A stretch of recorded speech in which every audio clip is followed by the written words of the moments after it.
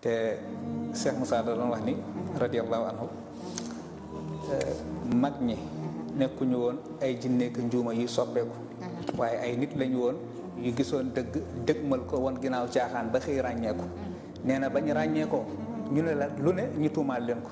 naan du nit wala du nàngam wala du sàngam mooy suñu mag ñi ak kàddu yi nga xam ne moom la fi jot a rotal déggee naa ci it di tuddoo diw fexe ba tënku ci ay ndigalam moytu ay terem moo gën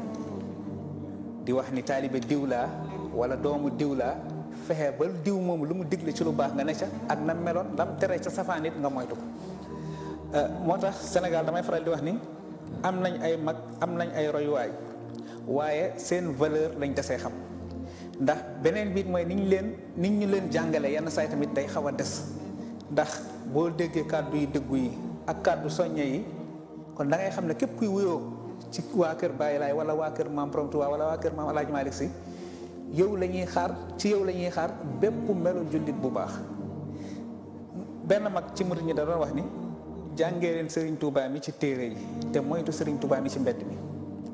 nee na ndax Serigne Touba mi ci mbedd mi lu waaye neex wax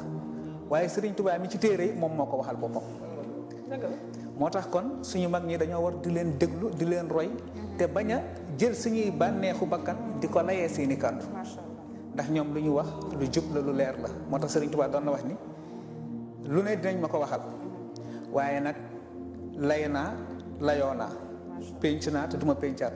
ñu ne ko lan la mu ne bind naa ba fi wax naa ngeen dégg jëf naa ngeen gis